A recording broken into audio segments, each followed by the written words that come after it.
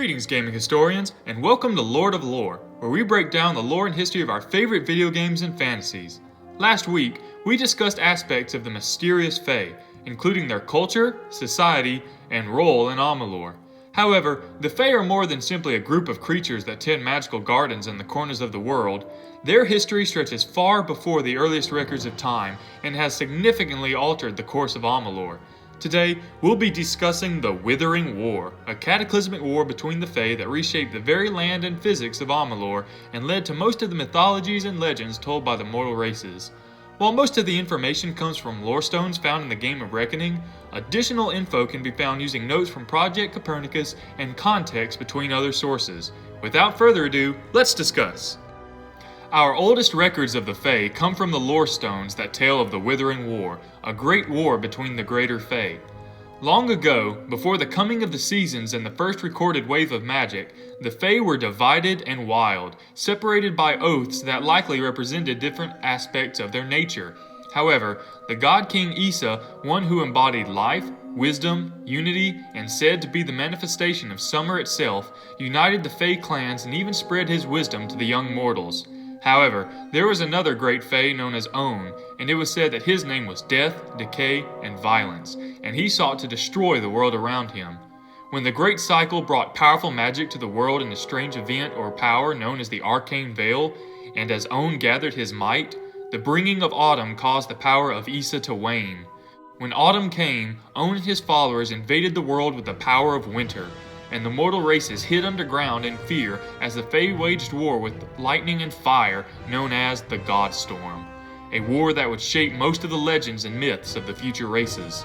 Later in the war, King Issa took a powerful artifact from an ancient Fae clan of champions, the Talisman of Fate, and disguised himself as a Hiranar elf.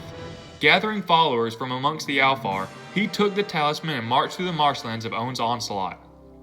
There, the two Fae lords made peace, and the winter finally ended as On was whisked away into the Arcane Veil, and Issa gave the earth the Talisman of Fate, bringing the power of spring to revive the fields and flowers of nature. It was from this great war that the seasons were created and the Fae courts were divided. The following years were difficult for the Fae as the seasons began and the world changed with magic. The Summer Fae, once knowing nothing but constant beauty and nurturing, were suddenly tasked by the Great Cycle with preparing the beasts and fields for the seasons, watching their works wane in autumn and winter, and using their power to revive their works in the spring and summer. The Winter Fae, now leaderless without their lord On, were unable to form a court and great houses of their own due to constant infighting. It was only after the heroic Fae known as the Weeping King took their sorrows and hostilities and channeled them into a weeping river did the Winter Fae finally have the mind and power to form a society of their own, one that they settled in the land still recovering from winter, Cluricon and Alabastra. However, according to the final lore stone, the legacy of On did not fade with the unison of the Winter Fae. There were still those that remembered his legacy, a legacy known as the Tuatha De On. The lore stone then gives one final warning. The voice explains that the mortal races still search the marshlands for On's body, lost in the marsh. The voice explains that the mortals still scour the sands for the Talisman of Fate, though it is already theirs. The voice warns that if the people of Amalur do not learn the ways of both Issa and On, the Withering will return.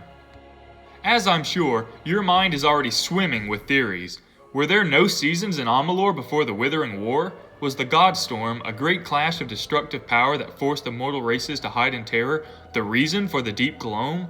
While we cannot say for certain with the information given in the game, one last detail I would like to point out is the coming of the Arcane Veil. According to other notes, the Arcane Veil seems to be the first recorded wave of magic, giving On the power to create the seasons and introduce the powers of decay. The next wave of magic would be the Age of Arcana, either simultaneous with or brought by the power of Tirnoch, a member of the most powerful Fae species, the Dragons.